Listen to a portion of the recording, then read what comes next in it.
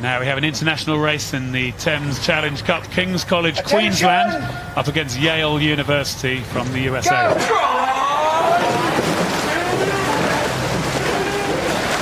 See the Yale cocks and the crew trying to stay really close to the island. They're not going to drift out. They're right tucked up against those boys on the right of the shot. Just love the dynamism of watching two men's eights go off the start. Both crews really determined, high rates of striking.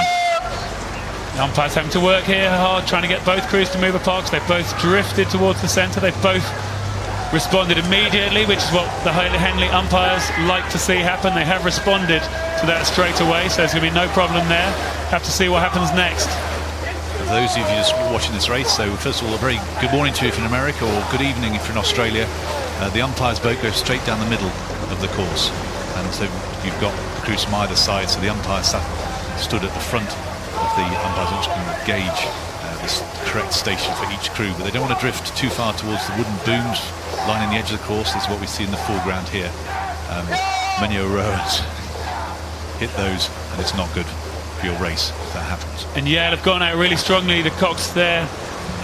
Woods Cornell putting his arm out to say, yes, I've heard you, umpire, I will return towards my station, because this is a very strong Yale crew. They don't want to get themselves in trouble with the umpire. They wouldn't want to go out by disqualification, because it's a strong crew. Yale's second and third year varsity eights come together here for Henley. Moving together nicely, 36, maybe 37 strokes a minute in the Yale crew.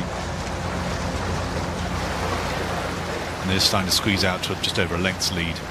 You can really see what the Henley course looks like there as you come out of that island where the crews start, come past the temple at the end of the island, and then it gets a little bit more open. It feels quite intense with the bank right up close to you, and then you come down to this area where the booms end up in the middle of the river, the crowd's further away from you, and then you have to really keep your focus. The coxes have to work hard, and that's what Woods Cornell will be doing in the coxing seat for the Yale crew on their left, and Tom Cooper from Australia will have to do the same with his crew, who've come all the way here from Brisbane in Queensland to keep that crew going now.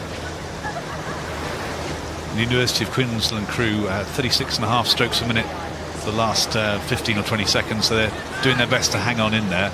The Yale crew slowly drawing away.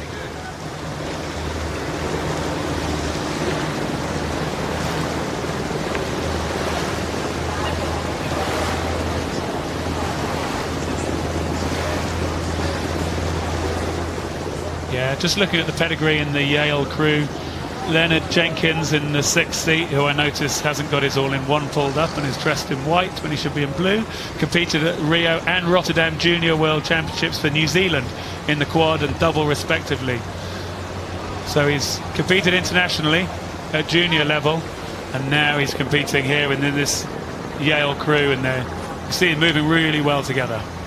And I think the King's College Queensland crew are also suffering a little bit from their race yesterday. They had a close race against Bath University. They only won by a length and a half in a relatively quick time. I think that's probably, by the looks of it, that's taken a bit out of them, and maybe less so than Yale's race against University College London yesterday. Yeah, no, Yale are going to be looking to progress through this Temple Challenge Cup. Fantastic crew. Quite international. Angus Morrison in the 7th seat. He competed for Australia in the 2015 Junior World Championships back in Rio when it was a test event. One of his highlights was beating Harvard in the 2017 Harvard-Yale race. He's quite proud of that as well. Kind of his interest in his biography is that they crushed them. Of course, great competition between Harvard and Yale, and we love welcoming both of them to Henley whenever they want to come here, along with all the other internationals like we have from the King's College Queensland. Brian De Veers in the 2 seat there, looking like he was able to have a little smile as he looked to his left there. The support that's building on the Henley course this morning, on this Thursday morning. This is the bit you want to enjoy when you're in command and in control of a race. Keep the head up, even though it hurts. I'm not saying it's not an enjoyable experience, but just kind of really try and feed off what's going around you. Enclosures starting to fill up. It's still early in the morning here. It's only 9:30 in the morning.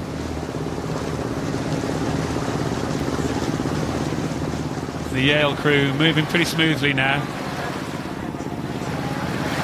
And Woods Cornell in the stroke seat takes that look over his left shoulder, and he'll be glad to see he has to turn his neck quite a long way to get a view of the crew who've come from Brisbane, from the King's College.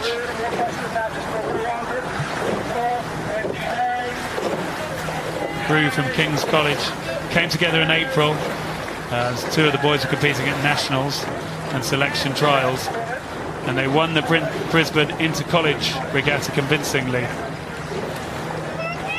before coming over here to race at Marlow.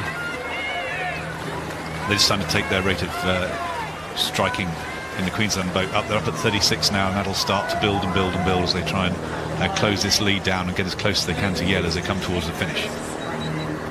It's Latch and Bowman in the stroke seat of the King's College boat, who will be looking to get the crew moving forwards. His highlight was winning the Brisbane 2016 GPS Championships when he was at college,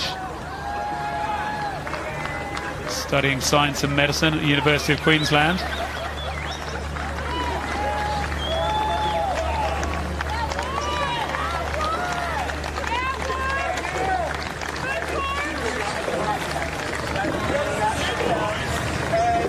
This crew from Yale, dominant performance today. An apt birthday present for their six-man's mother's birthday today. It's in our notes.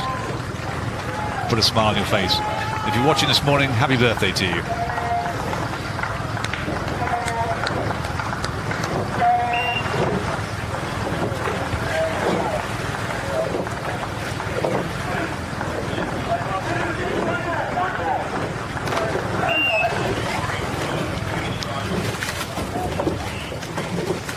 So confirmation of that win in the Temple Challenge Cup for Yale University from the United States over King's College, Queensland from Australia.